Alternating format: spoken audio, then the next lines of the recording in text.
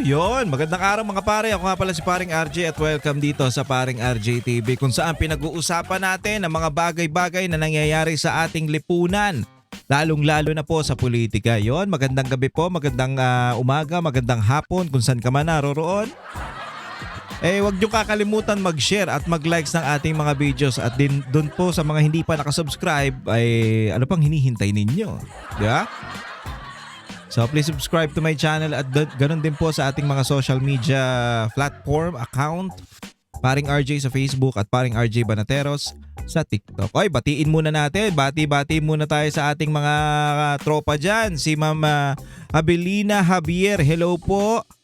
Libitong, ma'am, hello po. Luisa Alvarez, sino pa ba? Noemi Cadulia. Sino pa to? Okay, John Red. Elizabeth Gilias. Cecilia Mamon, okay? Eureka 05. Senator Remedios Ocampo. Danica Bangon. Sometimes Stupid 2015. Bebs Abas, tama ba ako? Hindi ako nagkakamali, ha? Mine. Bibian Guling, I'm not a gay for a Filipino. For Filipino for nothing. Di ba? Sino ba to? Genagio Lagun. Pasensya na, ha? Bernardita de las Alas, okay? Sino pa ba? Abelina, ayan, si Javier. Danica Bangon, okay. Ayan, binabati natin yung mga tropa natin dyan. Ilan lang yan sa ating mga tropa na nandito sa atin at nanonood at sumusuporta dito sa ating Paring RJ TV. Naku, ang pag-uusapan natin ngayon. Senator Amy, dismayado daw. Mga pare, nako, na ano kaya to? Laging nalabas si Senator Amy. Ang sipag ni Senator Amy lumabas ngayon, ha? Napapansin nyo ba? Bakit kaya? Talagang gusto niya na ba o gusto na ba ni Senator Amy na maging presidente si VP Sara? Yan ang tanong natin ngayon. At syempre, ganun din. Ang isa pa sa pinakamainit na usapin ngayon, itong si Madriaga. Walang hiya mga pare, nahimatay pala to. Naku po, hindi lang pala naiyak, nahihimatay din ang hayop. Kidnapper to mga pare pero nahihimatay yan. Lupit ha. Ang lupit no. Kakaiba to si Madriaga. Ang lupit nito. Ayan ang mga pag-uusapan natin ngayon mga pare at umpisahan na natin muna dito kay Senator Amy. Okay po ba yon? Parang hindi okay eh. Hindi. Okay. Sige, simulan na natin to mga pare. Kung yun yung mga may watermark, ganyan, hindi ko pipirma. Ano yan? Walang balak pumirma si Senator Amy Marcos sa partial committee report ng Senate Blue Ribbon Committee. Okay, ano yan? Ito ang mariing pahayag ng senadora matapos sabihin nitong nakaraan ni Committee Chairperson Senator Panfilo Ping Lacson na nangangailangan pa ang dokumento ng karagdagang pirma upang formal na maiakyat sa plenaryo. Ayon kay Senator Marcos, hindi siya kontento sa kasalukuyang takbo ng report dahil nais niya ng isang buong-buo na investigasyon kung saan lahat ng sangkot ay nakapaloob. Ito mga pare, ito yung patungkol sa flood control. Ayan. Kasi parang binamadali kasi syempre para hindi na maturo at para hindi na magtuloy-tuloy yung usapin dyan. 'Di ba? Hindi nga natuturo si Bongbong Marcos at hindi nga natuturo din si Martin Romualdez. So doon na lang gusto nang tapusin ni Lacson na dito na lang at iakyat na agad. Hindi meron pa tayong mga hinihintay na hindi nyo pa iniimbitahan, lalong-lalo na yung 18 soldiers. Hoy, imbitahan mo Lacson. Puro kayo pag-suspend diyan sa puro pahinga. Hindi nyo ba napansin? Puro pahinga sila ngayon dito sa Blue Ribbon. Anak ng putya, ano mangyayari kung puro kayo ganyan? Anong mangyayari kung puro na lang pahinga ang ginagawa ninyo? Walang hiya. Umalis na kayo dyan kung wala kayong ginagawa. Hindi, di ba? Ibigay nyo na sa iba kung hindi nyo kaya. Yun lang naman eh. Kung hindi nyo kayang gawin yung trabaho bilang isang chairman ng Blue Ribbon Committee, wag mo nang angkinin. Paalis-alis ka na noon, babalik-balik ka pa. Ang arte mo rin eh. Halatang bading eh. Yan si Lacson at isang si Soto Dahil nasangkot kayo sa maleta, tahimik kayo ngayon. Hindi nyo ba napansin? Puta, nung nagsalita yung 18 Marines, biglang nanahimik yung mga kasama. Eto hindi naman sinabi natin na porket nadamay kayo doon o masasabi natin na nandun kayo sa 18 Marines o nabanggit kayo sa dun sa affidavit, guilty na kagad kayo. Kaya nga gusto nating imbestigahan 'Di ba? Imbestigahan natin para magkaalaman kung ano ba talaga totoo. Pero parang tahimik kayo sa mga bagay-bagay na yan. Ewan ko kung bakit. Tuloy. Sinabi na namin ni Senator Marcoleta. Di ba gumawa na kami ng Minority. sariling report dahil very disappointed kami na hindi talaga tinutumbok yung mga Marines. Ayan, Yung diba? iba't ibang testigo, si Trigib, si Martin. Nakatambay lang naman yung mga yan ba't hindi hilain dito at magsalita? Nagpahayag din ng pagkadismaya ang senadora. Minsan pa nga may sinabi pa nga si Kong Lian absent daw yan. Ay si Toby Tiangco, I'm sorry. Si Toby Tiangco may sinabi pa nga si Martin daw may attendance pero hindi pumapasok. Wow. Ghost rin yata yun parang ghost appearance. Sa tila pagbagal o pagkawala ng usapin hinggil Yes. sa maanumalyang flood control projects na nagsimula pa noong nakaraang taon.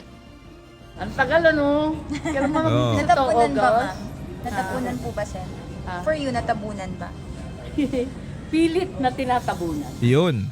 Samantala, inianunsyo ngayong araw ni Blue Ribbon Chairperson na si Senator Lacson na lumagda na sa partial report si Senate President Vicente Tito Soto III at Blue Ribbon Vice Chairman Senator Erwin Tulfo habang hindi bababa sa 2 pa ang nagpahiwatig na pipirma rin. Magugunitang bago ito, bukod sa kanya ay 3 pa lamang na senador.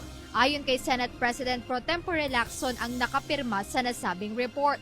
Ito ay sina Senator Risa Ontiveros, Senator Bam Aquino at Senator Francis Kiko Pangilinan.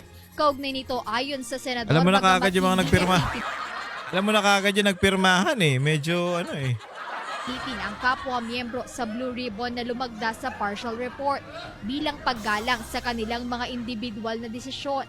Nag-alok ang Senate President na tumulong dito. Samantala muling ipinagpaliban ang nakatakda ng pagpapatuloy ng pagdinig hinggil sa flood control projects ngayong linggo. Dahil ayon kay Senator Lacson, hindi muna bubuksan ang pagdinig hanggat hindi niya naiprepresenta at na-sponsor ang partial. Alam nyo kung bakit? Ako, alam ko. Ayaw ni Lacson o parang gusto nila nakafocus ang mga Pilipino dun kay Madriaga, dun sa impeachment ni BP Sara, di ba? Sa mga nagtatanong dyan about dun sa COA report na pinapasauli, wala pa po akong idea patungkol dyan mga pare Wala pa po akong idea dyan kaya hindi ko pa po madiscuss yan. Ayoko magbigay ng opinion ko pag hindi ko pa naaaral yung issue na yon mahirap na. Hindi tayo ganon mga pare hindi tayo ganon. Kailangan aralin ko muna yan bago tayo magsalita ng mga bagay-bagay patungkol dyan. Mahirap yung magsalita ka nang wala kang alam. Okay? So, ano muna tayo dyan? I-reserve ko yung komentary ko dyan, yung sa tingin ko kung anong bagay ang meron yan, basta i-reserve ko yan, tsaka na natin pag-usapan yan, hindi ko pa naaral. Okay, dito muna tayo. So ayaw, parang ang tingin ko dito mga pare, ayon sa aking opinion o pag-obserbasyon, ayaw muna ni Lacson o ni Soto na magkaroon ng parang hating pananaw o parang hating usapan. O yung mga Pilipino mahati yung atensyon dito sa flood control at dito sa sa pag-impeach ni BP Sara Duterte, 'di ba? Kay Madriaga. So pagpaliban muna natin 'yan. Pagpaliban muna natin yung Blue Ribbon kasi wala namang kwenta yung flood control na 'yan. 'Di ba? Ang taong bayan lang naman na may gusto niyan. So dito muna tayo sa mga gusto ng ating mga katropa sa Congress. Yung pag-impeach kay BP Sara, yun muna ang unahin natin. Tsaka na yung flood control kasi mga Pilipino lang naman ang may gustong pag-usapan yan. O, di ba? Hindi nyo ba naisip yan mga pare? Putsang ina, pwede mo naman pagsabayin yan. Actually, mas mahalaga nga tong flood control eh. Kasi trilyon ang nanakaw dito. Hindi ko naman sinasabi na itigil yung pagdinig o yung hearing pagtungkol dyan sa impeachment ni BP Sara. Hindi Hindi ko sinasabing itigil yan. Ang gusto natin, sabay-sabay yung pag-usapan itong mga anomalyang flood control at yung sa impeachment ni BP Sara. Okay, pag-usapan nyo yan kahit walang kakwenta-kwenta. Pero ang importante dito mga pare, itong flood control. Diba yung Ghost Project na ginawa dito sa panahon ni Bongbong Marcos? Ito ang pinakamahalaga dahil putang ina, pag ito natabunan, pag ito nawala, wala na. Safe na naman ang mga tarantado, di ba? Ay, tingnan mo, paliban ng paliban.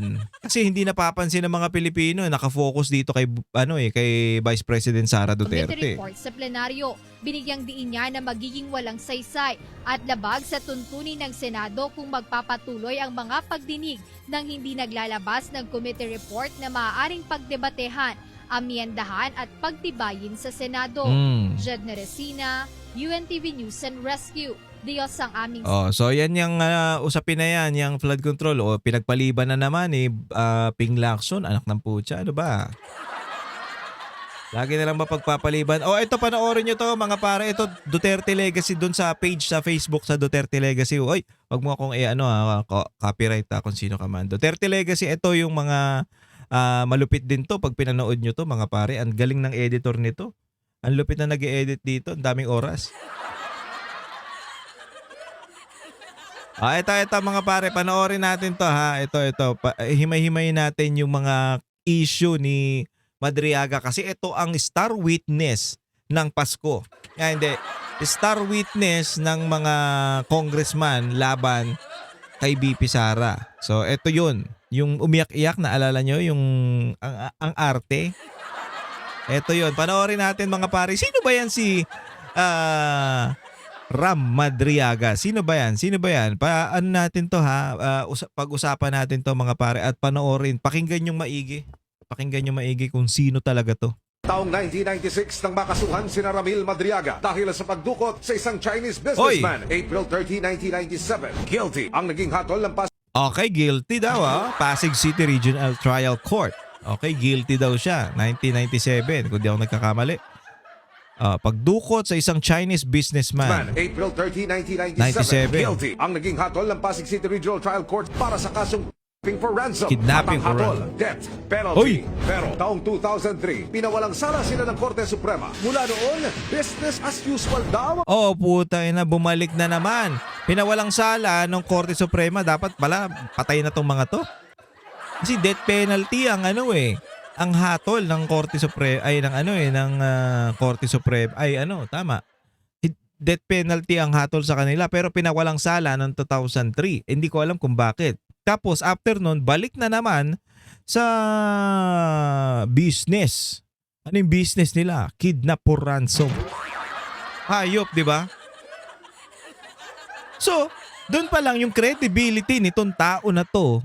Putang ina, wala na. Kasi, unang-una, criminal to eh. Excuse me. Putang ina, pinapaniwalaan nyo yung statement ng isang kriminal. Anong kagaguhan yun? Ang dami-dami yung pwedeng kuning witness. Ay, sa bagay, wala nang pumapatol sa inyo. Tsaka, hindi ko alam kung anong kapalit. Para kay Madriaga, para para magtistigo laban sa Duterte. Para magsalita laban sa mga Duterte. Ano kayang kapalit?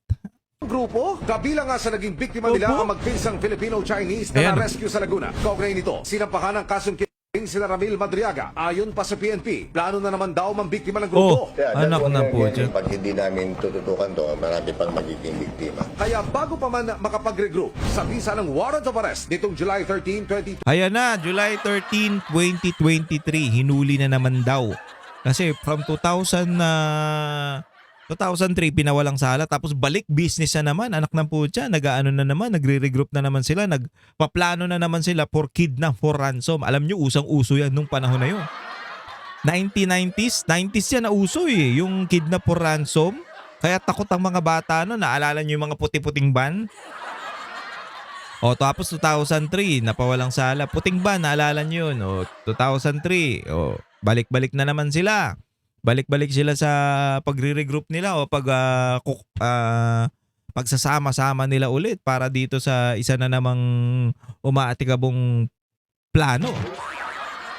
Pero syempre, noong 2023, ito na, inano na nila ng PNP, parang tinugis na nila. Kumbaga, pinunterya na talaga nila to si Madriaga kasi parang naririnig-rinig o na babalitaan nila na may plano na naman.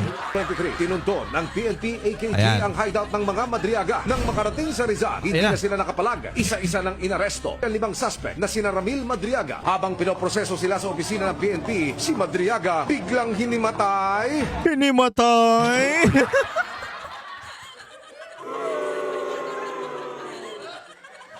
Anak ka ng putang ina.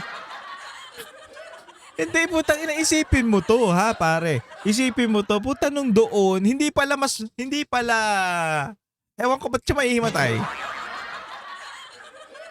Okay lang inakidnap po ransom group kayo, most wanted ka, tapos mahihimatay ka lang nung dadakpin ka na ng pulis. Ano kabaklaan yan? Isipin mo, di ba? Tapos, puta, nag-iyak-iyak siya dun sa sa Congress. Parang gago. Oh, hindi pala yun ang matindi niyang katatawanan o matinding joke nito ni matinding drama nito ni Madriaga. Ito pa pala yun, yung una pa. Puta, nahimatay. Papansin ng puta. Ano ka? Artista talaga to si Sir, no? Dapat hindi sa'yo, hindi ka dapat diyan pumasok sa kidnap for ransom, style na ginagawa ninyo. Dapat artista. Anak ng tina pa talaga, oh. Hayop ka, Madriaga. Ang lupit mo. Ibang klase ka, sir. Saludo ko sa sa pagiging drama king mo. Hayop ka. Ulitin natin mga pare, nakakatawa eh. Tinunton ng PNP AKG ang hideout ng mga Madriaga. Nang makarating sa Rizal, hindi na sila nakapalag. Isa-isa ng inaresto. Ang 5 suspect na sina Ramil Madriaga. Habang pinoproseso sila sa opisina ng PNP, si Madriaga biglang hinimatay. Hinimatay? Anak ka ng putya, oh. Sa bisa ng search warrant, madaling araw ng July 29, 2020. Hayop! Putang inang yan. Hindi, nakakatawa eh. Ang angas mo pakinggan kasi kidnap o ransom group kayo, most wanted ka, maangas ka, siga ka, putya, sindikato kayo. Biglang nung dinakip ka na himatay ka, ano yun? Okay ka lang? Tangina mo, pumasok ka sa ganyan sitwasyon tapos ay nako, para may problema talaga sa utak to si Madriaga, kakaiba eh, no?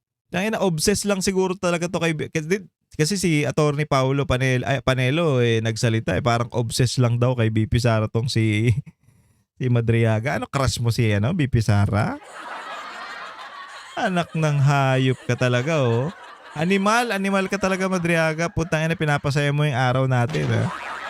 23. Nagtungo ang nasa 100 operatiba sa isang farm sa bayan ng Pangi, Laguna ng pagmamayari ng mga Madriaga. Ang mga nakatanim daw dito, mga armas. Uy! Tingnan mo yung profile, talagang mahirap pasukin is 8 kilometers away from the road. Talagang tagong-tago, well vegetated. And when it comes to position, talagang yung vantage point sila, may mahirap pasukin.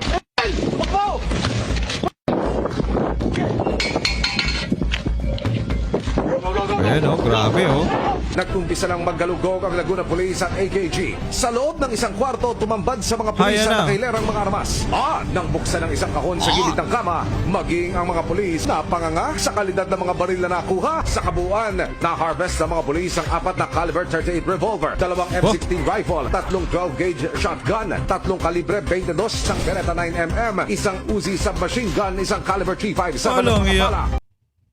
Taong 9 Walang hiya, grabe. Ibang klase yung mga ibang klase yung mga baril na nakuha. Hayop.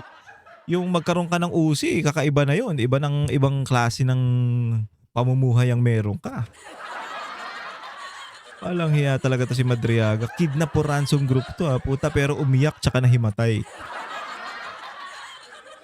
Ayop ka, binigyan mo ng ginagawa mong katatawanan o ewan ko kung ano. Basta hindi naman niya magsasalita ng ganyan laban sa mga Duterte kung walang malaking kapalit yan, kung hindi inofera ng malaki. 'Di ba? Malaki yan mga pare, at nakakatakot kung saan nila kinuha yung pera pambigay dito o yung plano nila para kay Madriaga. Kalayaan ba? Pera ba? O kapalit ba si BP Sara para ba? Magtestigo ka laban sa mga Duterte. Sirain mo ang mga Duterte at ibibigay namin sa iyo si BP Sara. Wow, puta ina, natutupad na ang pangarap ni Madriaga. Sobrang crush, obsessed yarn. Oy, yung obsession mga pare, hindi biro yan. Putyang ina, pag-obsess ang isang tao sa inyo, malala na yan. Hayop na yan. Lahat gagawin yan para lang Putang ina, parang wala ka ng parang laging may nakamasid sa'yo, may nakabantay. Iba pag obsess ang lalong-lalo na ito si Madriaga, kakaiba. Putang ina, naririnig niya na nga daw yung nag-hi daw si BP Sara sa kanya eh. Hello, is it me you're looking for? Iba? Anak ng tinapa. Ibang hallucination na nangyayari dito kay Madriaga, kaya nakakatawa eh. Hayop yan. Anyway mga pare, hanggang dito muna ang programa natin. Maraming salamat po sa pagsama sa akin. Kung nagustuhan niyo po, please subscribe to my channel at huwag kakalimutan mag-share at mag-likes ng ating mga videos ha. Ganun din po, paki-follow, paki-like at paki-share ang ating mga videos dyan sa Paring RJ sa Facebook at Paring RJ Banatero sa TikTok. Ganun din po dito sa Paring RJ TV sa YouTube. Maraming salamat mga pare. Ingat po kayong lahat. At huwag nyo kakalimutan, Vox Populi every Saturday 6 to 8 PM po yan ha sa SMNI at DZAR 1026. Maraming salamat mga pare. Ingat-ingat po kayong lahat and God bless you all. Ako po si Paring RJ.